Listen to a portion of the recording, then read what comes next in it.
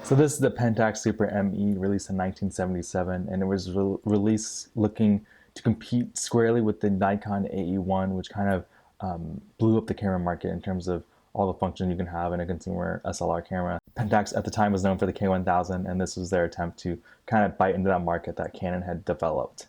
So we'll talk about the things in the front of the camera. So first of all, how do you take off your lens? How do you put on your lens? And it's pretty basic. Here is the lens release, and you're going to turn your lens to the left, take it off.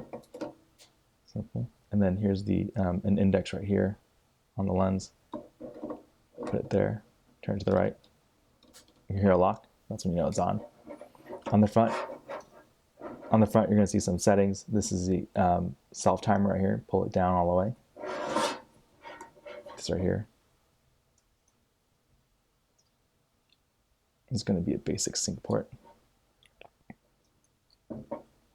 I'll put the max speed in the video. This is the back of the camera, the left side of the camera, the right side of the camera, and the bottom of the camera. Here's the battery port. It takes two 1.5 volt batteries, giving you 3 volts total, tripod socket, and a rewind release. So let's look at the top of the camera.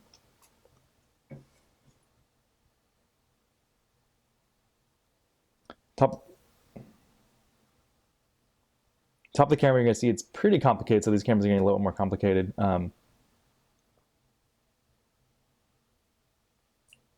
Film advance is right here, simple. This is the frame counter, and you have these modes: auto, M, manual.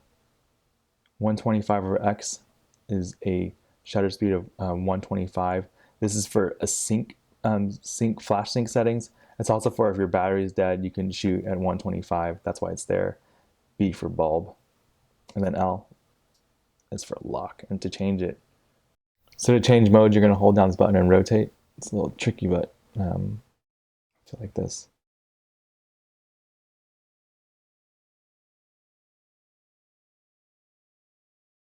These two buttons are to control the shutter speed, and that's within the viewfinder here.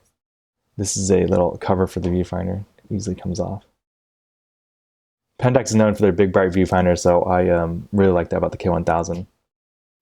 On the left side, this dot right here, you're going to see exposure compensation. I guess is 1/4 of the stop to 4x. This is actually this is actually kind of convoluted. They should have said +2, -2. Here, pull up on this to change your aperture speed, or to change your ASA speed.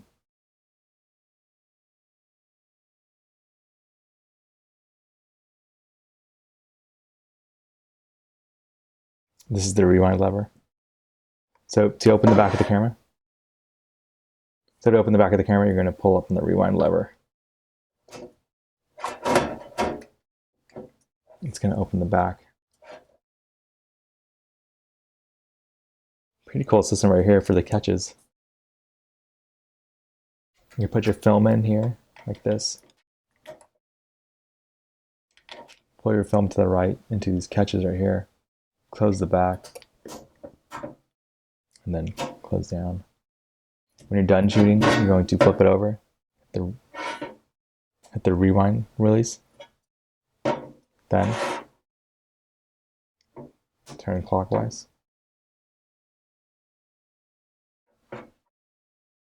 You hear it, feel it when it's done, and when you're done, pull up.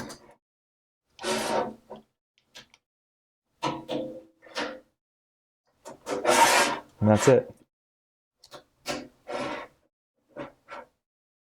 So for me, the Pentax Super ME feels a lot like the K1000 in terms of feel in the body. And sizing, it's pretty small, so it feels a little bit smaller than K1000. K1000 is a little bit bigger and heavier, but it has the same types of ergonomics. The one thing is I don't like all the auto settings on top, so once the camera goes bad and it has any issues with it, it's gonna kind of be bricked, because these aren't any settings you can select. You see on the lens, all you can really select is aperture. So if you can't select shutter speed and things like that, you're going to be stuck if you can't do it. And these electronic things are just known for going bad after a while, so there's no way around that. And once it does go bad, there's not much you can really do. So a pretty good camera, a good, it was pretty popular too at the time, so it was actually really was competing with the AE-1.